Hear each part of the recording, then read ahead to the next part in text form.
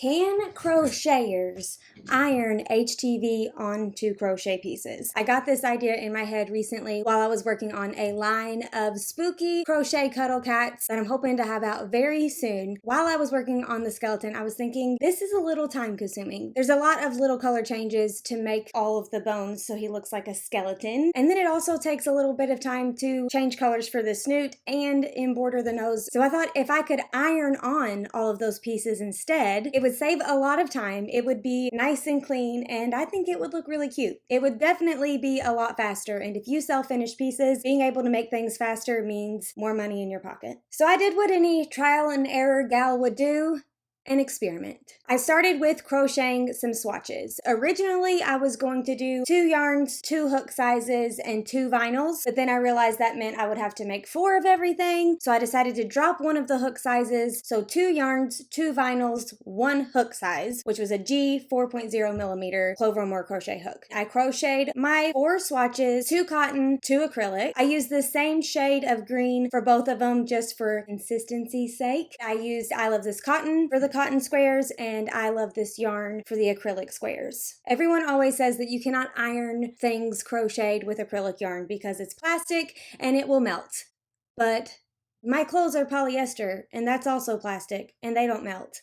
So I just wanted to try it for myself. After I crocheted my squares, I blocked them using pins and a foam puzzle mat. This mat is specifically for putting down floor like in a weight room or a gym. They make blocking foam mats, or you can just use any sort of foam that you have laying around. Those little puzzle pieces for playrooms, the puzzle pieces for gyms and other garages and stuff. I'll put links to everything in the description if you want to check them out. So I pinned them to the foam and I sprayed them with water using my trusty Dr. Pepper water bottle. Did you know that spray nozzles from like 409 and Windex will fit onto 16-ounce Dr. Pepper bottles? Because I use them all of the time when I need a new bottle. I just grab the spray nozzle and put it on my new bottle. And then if I need to store that concoction of liquid, I can just put a Dr. Pepper lid on it and go store it, put a little label on it, and then I know that's whatever spray it is. Just a little pro tip for you. While my squares were being blocked and drying, I started on my vinyl. I wanted to print the same design for all 4 pieces, again, for consistency's sake. So I just went with a letter A, but not a symmetrical letter A. I made it a little bit funky so we could see how the vinyl works with all the curves and nooks and crannies. I tested 2 different HTV brands. The first one I got from Amazon, and it is printable iron-on, which means you can print out any design that you want, cut it with your Cricut or whatever, and then iron it onto your project. So if I wanted a cuddle cat with leopard print skeleton bones, I could print that out. I have used this vinyl before. Recently I used it to make Ava a leopard print bow for her backpack. I do like this vinyl on fabric, and it's stretchy and it lasts a really long time and it's really durable. So I thought we'll give this one a try. The second one I did was just regular HTV, not printable. I had white on hand, so that's what I used. Thankfully, they are both white. So again, consistency. That's the key to a good science experiment. The second one I did get from Temu like forever ago, but I found the exact same brand on Amazon. It's called J&J Packaging. I'll put links to all of the different things, including the vinyl, in the description below. While designing the letter A inside of the Cricut design space, I made sure to mirror the one that I printed using the not printable, the J&J Packaging one, and I did not have to mirror the printable HTV. The Cricut settings that I use is under Iron On, and I use the one called Printable Iron On Dark. I use that for both of the different vinyls. I used default pressure, my fine point blade, and then let the Cricut cut them out. The first vinyl I weeded was the J&J Packaging vinyls. So this one is not printable. You just buy the vinyl in the color that you want to use. I noticed that it is very stretchy, which is really good for fabrics because fabric is going to move and stretch and bend. And if your vinyl is stretchy, it will move and stretch and bend with your fabric and be less likely to rip or tear. Next up, I did the printable HTV. All of the settings were exactly the same. The only thing different is I did not have to mirror the design. I noticed that this one was easier to weed. It was less sticky. That's because the J&J Packaging one is stuck to the transfer tape and the printable one is not sticky at all. It's completely just matte. This one was also very stretchy, making it a good possible candidate for vinyl to iron on to crochet, where it's going to have that give a little bit. It's going to be less likely to rip and tear, just like the J&J Packaging vinyl. Now that both of the HTVs have been cut and weeded, it is time to whip out my iron. I laid down on a towel to protect my surface and grabbed my 2 squares made with I love this cotton. It looks like one of my squares was made with the wrong hook or something, but we're just gonna go with it. Both HTV brands come with their own application instructions. We are gonna start with the J&J packaging vinyl first. The instructions said it would work with cotton, polyester, even leather. It did not say we needed to heat the fabric up before applying the vinyl, so I ignored my instincts and followed the instructions. I placed the vinyl onto my square, covered it with the protective sheet, and ironed for 10 to 15 seconds. I went in with a second press, even though the instructions didn't tell me to, and then I removed the protective sheet. I think it turned out pretty good. The A looks a little holy or porous. That's probably because I ironed it twice and didn't follow instructions. The crochet itself looked fine. It didn't look smushed or distorted at all. The instructions for this vinyl says to peel the backing off after the fabric completely cools, so I set this one aside so we can start working on my other cotton square. The printable HTV instructions said to remove creases before applying to fabric, and I took that as please warm up your fabric before applying, so I quickly ran my iron over my square just to give it a little bit of warmth.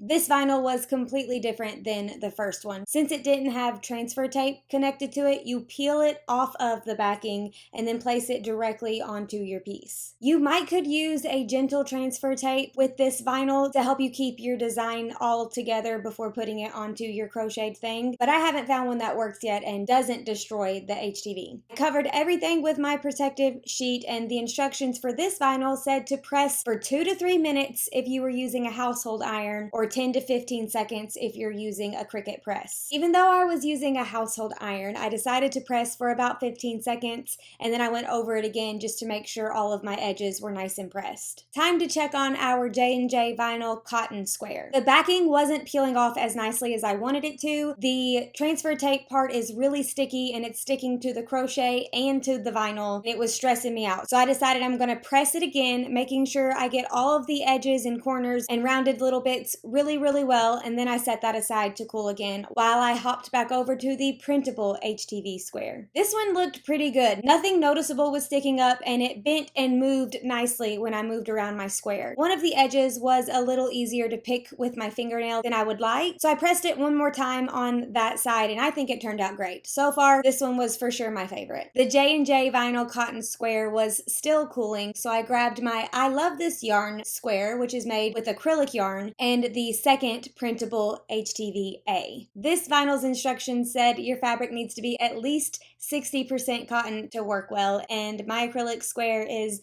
0% cotton, so I wasn't very optimistic about how this one would turn out. I carefully removed the backing, warmed up my square with the iron, and placed on my A. This time I used parchment paper to cover everything instead of the Teflon sheet that I was using. It's thinner than the first sheet, so I wanted to see how this one would turn out. And using my iron, I pressed down the vinyl, measuring the timing with my heart. While that cooled, I grabbed my J&J square to see if it was easier to peel now that I had pressed it twice and it had completely cooled. It was still a little bit of a struggle to get the sticky backing off of the design. The yarn was sticking to it and the vinyl was sticking to it, but I was able to do it very carefully and very slowly, and I got it completely off without destroying anything. Comparing the two cotton squares, the J&J looked a little creasy, where the printable HTV just looked smooth and fantastic. Jumping back over to my acrylic and printable HTV square, the first thing I noticed was how smushed the square looked. It was very flat and it didn't look good at all. The vinyl applied well, but it was a little creasy compared to the cotton square. This one was my least favorite so far. I would not use this method if I was crocheting something with acrylic yarn unless that finished thing could look smushed and melty. Then I might, but if I didn't want it to look smushed and melty, I would not use this method. One more square to go, this time using the acrylic I love this yarn and the J&J packaging HTV. This time I attempted to make the backing less sticky by sticking it onto my towel a couple of times,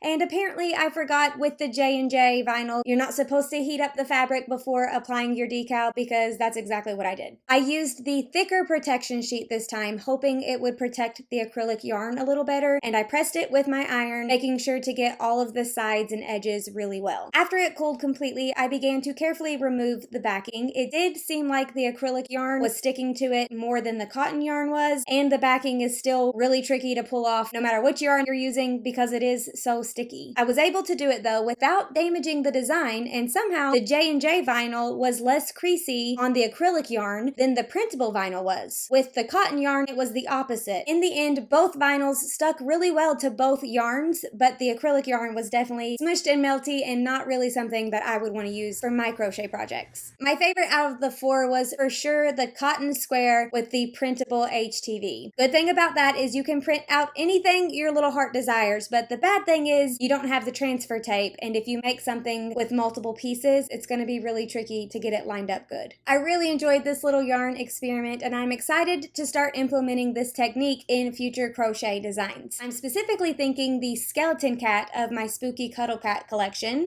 I hope you enjoyed this video as well and gained some good food for thought, if nothing else. I do want to apologize very quickly for my lack of posting over the last few months. My daughter is just now back in public school for the first time in 2 years. We've been homeschooling for the past 2 years, and now that she's back in public school, I feel like my whole schedule has completely opened up. I'm hoping to end 2025 getting back on a good, consistent schedule, creating content and providing you with free crochet patterns and tips. Be sure to subscribe if you don't want to miss any future videos, and give this video a thumbs up if you found it helpful. I appreciate you being here. I appreciate you watching till the very end, and I hope you have a fantastic day. I will see you guys in my next video that will be out very soon and not 9 months from now. I promise. I promise.